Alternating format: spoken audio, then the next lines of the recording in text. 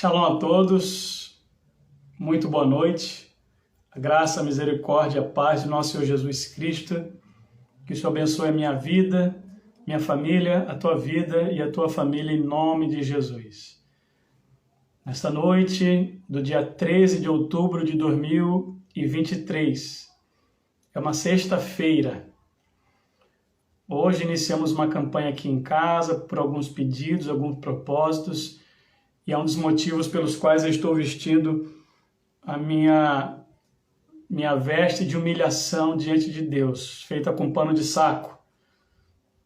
E eu quero, neste vídeo, eu não pretendo demorar muito, mas mesmo assim eu demoro, mas eu vou tentar me controlar aqui um pouquinho.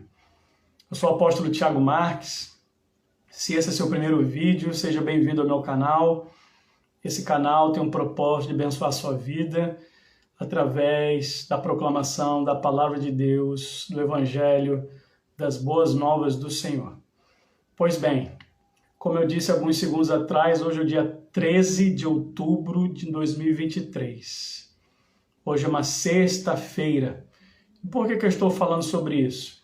Porque eu quero trazer para vocês um conhecimento que é pouco difundido entre nós cristãos ocidentais.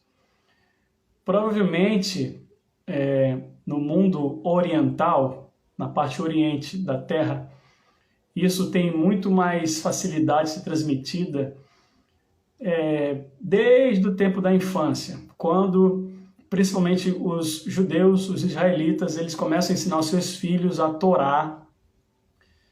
E para os judeus convertidos ao Senhor Jesus, conhecidos como judeus messiânicos, a Brit Hadashah. Então, o Tanar é o Neviim Ketuvim, Torá Neviim Ketuvim, que é a lei, os escritos e os profetas.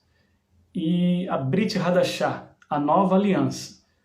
Transliterando para você, o Tanar é o Antigo Testamento, erroneamente chamado dessa forma, e a Brit Hadashah é o Novo Testamento, também erradamente chamado desta forma. Mas eu posso fazer um vídeo em outro momento falando sobre isso. Se você quiser saber por que esses nomes estão errados, deixe seu comentário aí no vídeo, mande alguma outra mensagem de algum assunto que você queira que eu possa estar trazendo para vocês, tá bom?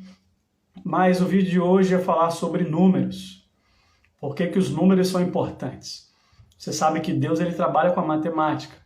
Se você não sabe, fique sabendo que uma das ferramentas de Deus é a matemática.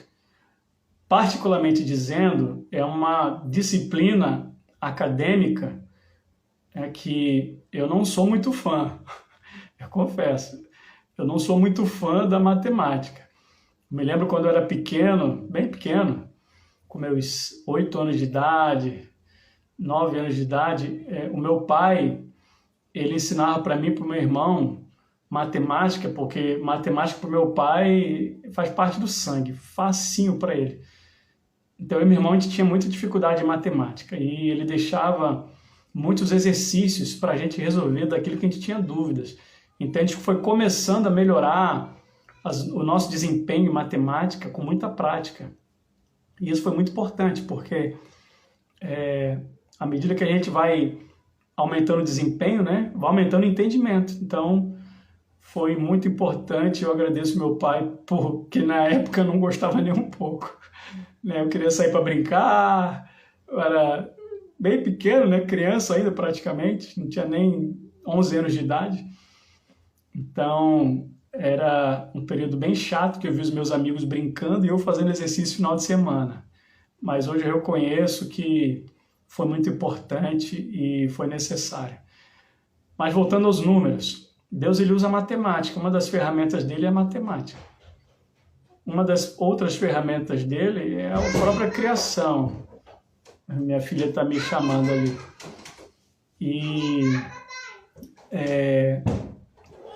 a natureza é outra ferramenta dele, entendeu? A ferramenta é uma outra ferramenta que ele utiliza muito, tanto para nos abençoar quanto para nos punir. Minha filha, para de fazer barulho. Perdão pela interrupção. Minha filha não pode ficar muito longe de mim, que ela já fica agoniada para querer brincar. Tem 4 anos de idade. Então, voltando aqui ao meu raciocínio, Deus ele tem ferramentas para trabalhar no universo. E aqui na Terra, uma dessas ferramentas é a matemática. Então, por que eu falei que alguns conhecimentos orientais não são muito difundidos pelos ocidentais? Porque muitas vezes a gente não se interessa em aprender. Como a minha família tem um sobrenome Marques, eu estava pesquisando muitos anos atrás, o sobrenome Marques é de origem judaica. E quando vieram para o Brasil, né, se espalharam naturalmente, e hoje nós temos aí milhares de famílias Marques espalhadas sobre a face da terra. Mas existe um símbolo muito bonito, e você que tem um sobrenome Marques, quero te motivar. Pesquise lá na internet, brasão da família Marques. Existe um brasão que eu gosto muito, que é um castelo pintado de azul, com uma chave dourada, num escudo português. Então eu imagino que a família Marques, né, ela foi originária ali de Portugal, ou talvez até da Espanha, e foram se espalhando, né? Mas em algum momento da história, alguém da minha família parou, esqueceu das tradições judaicas e hoje cá estamos, né? Então, o Espírito Santo de Deus, ele colocou no meu coração já aproximadamente uns 20 anos atrás, voltar a estudar alguns conhecimentos específicos dos judeus que nós também podemos praticar. Eu não estou te motivando a ser um judaizante. Estou falando que eu, apóstolo Tiago Marques, recebi no meu coração o desejo de estudar algumas coisas judaicas. Então, hoje, inclusive, nós temos visto que no Brasil inteiro, né, muitas pessoas estão fazendo, por serem líderes, não só os líderes, mas muitas pessoas estão adotando para si partes de vestimentas judaicas. Não é o foco do assunto de agora, mas eu quero só comentar rapidamente. A mais usada é o talit, aquela vestimenta que o homem usa para os períodos das orações, principalmente as orações matinais, ou quando eles iam no templo adorar. Então, ele usa o talit. Só que hoje o talit ele está sendo utilizado de maneira banal. Por que eu falo banal? Porque usada sem conhecimento de causa, simplesmente.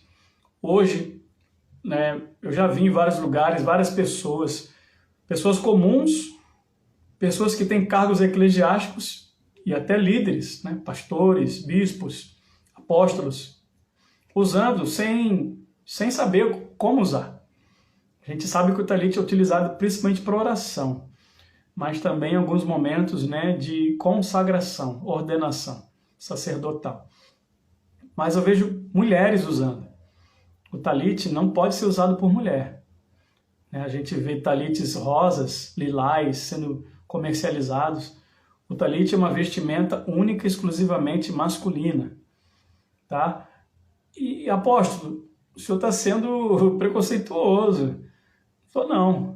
Para a mulher existe uma outra vestimenta. O próprio judeu já fez isso. Não fui eu que criei o talit. O judeu deixou para a mulher o véu. Existe o véu, que é uma veste exclusivamente feminina, e logicamente o homem também não pode usar. Então tem que saber diferenciar. Existe uma veste pura e exclusivamente masculina, que é o talit.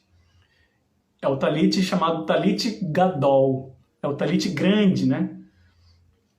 E tem o talit pequeno, que é o chamado tzitzit, que é uma camiseta que ele usa por baixo, ou de um colete, ou por baixo de um paletó, ou de uma outra camisa, e que tem franjas nas orlas de baixo dessa camiseta, que ele tem procedimentos formais para fazer diante do Senhor, ou seja, não são vestes para se usar de qualquer jeito. Tem que se usar com reverência, tem que ser usado com propósito, tá certo? Então a mulher, por que a mulher não tem uma veste, um talit para ela? Porque o próprio cabelo da mulher a sua veste é o seu cabelo, a sua veste natural. Por isso que Paulo falou, que a mulher não corte o cabelo. Então, Deus já fez o cabelo da mulher naturalmente crescer. É difícil ver uma mulher com cabelo curto, mas tem. Lógico que tem. Mas tem aquelas que cortam o cabelo bem curto, né? Como se fosse cabelo de um homem. Aí já começa a ser problema. Enfim, vamos voltar ao talit para a gente terminar, e o véu.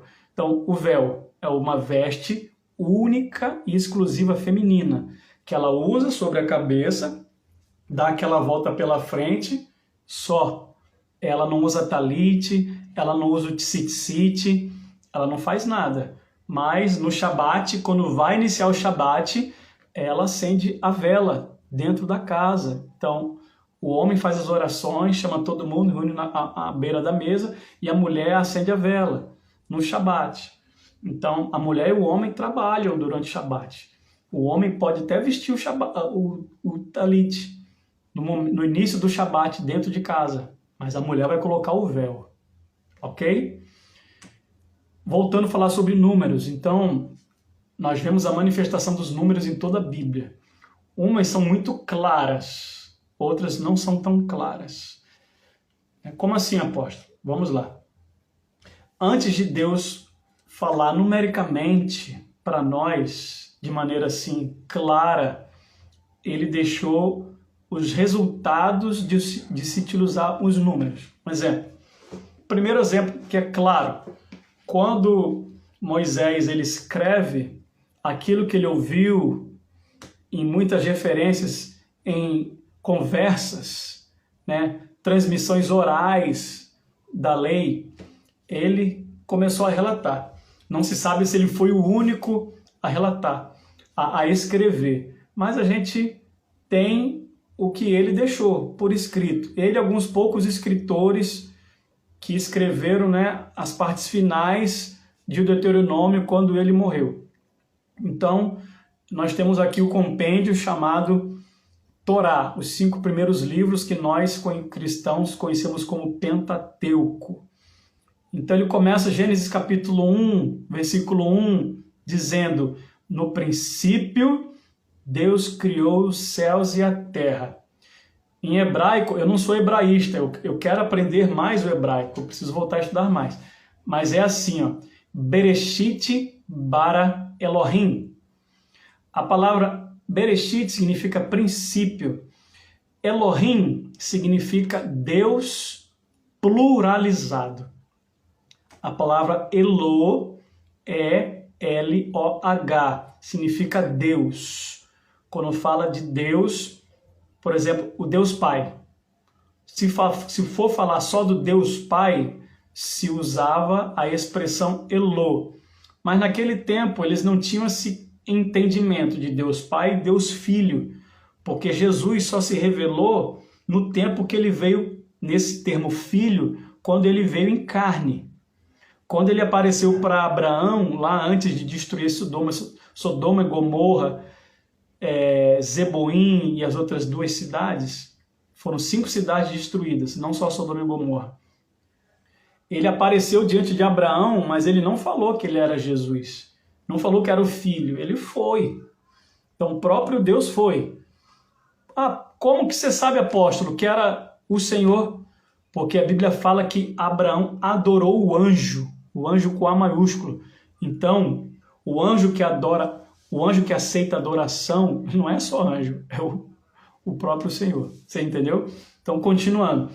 Então, Elohim é um Deus que não é só um. Então, Moisés já entendia que não era só um, era mais de um. Nesse caso, 3, como nós conhecemos. E ele também tinha um entendimento que não era só um.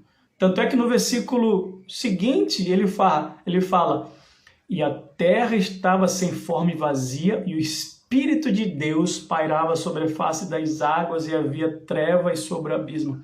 Então, ele já entendia que não era só o Deus Pai, o Deus Altíssimo, também tinha o Espírito Santo.